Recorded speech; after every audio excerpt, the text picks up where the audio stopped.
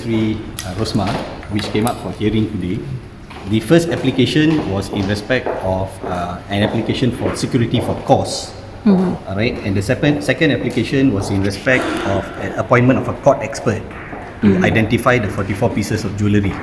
Alright, in respect of the appointment of the court expert, the court has allowed our application to appoint the court expert to verify the jewellery.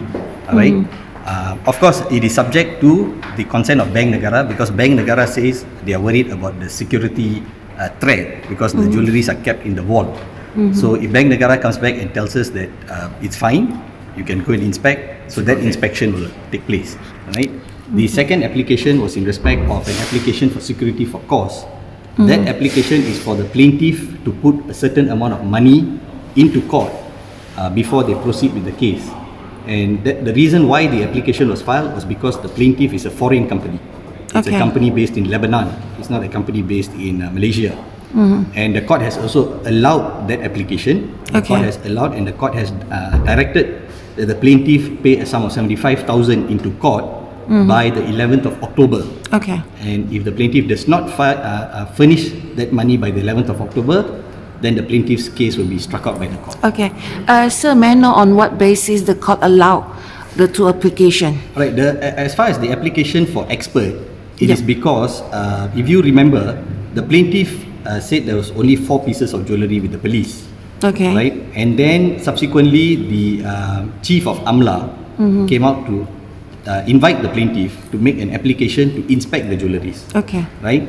And so the question now is whether there is 4 pieces or whether there is 44 pieces. We are not certain, right?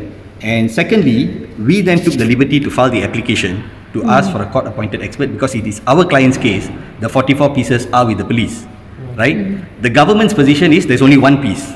So you've got 4 pieces, you've got 44 pieces, you've got 1 piece. So how is the court going to run the case when there are 3 different versions as to how many jewelleries are there?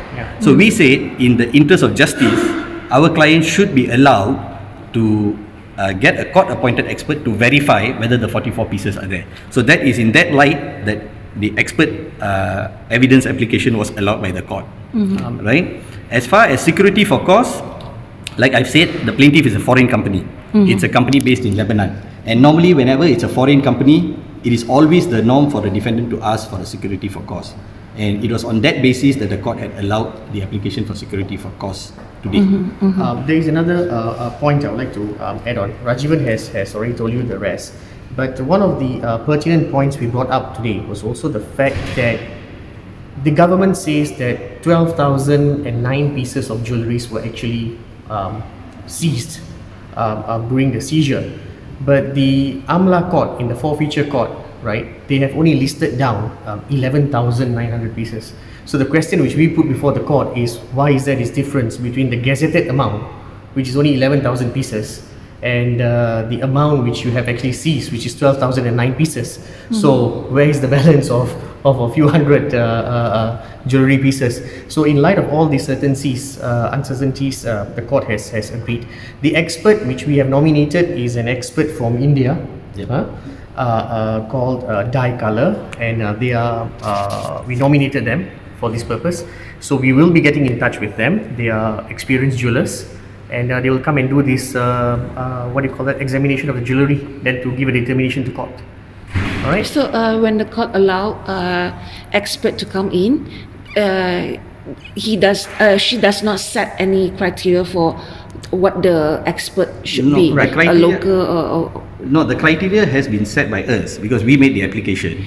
So we have informed the court that this is the expert that we are proposing, and the court has accepted it because we have put in the profile of the expert from India, and that profile has not been challenged by the government or by the plaintiff. So that profile has been accepted.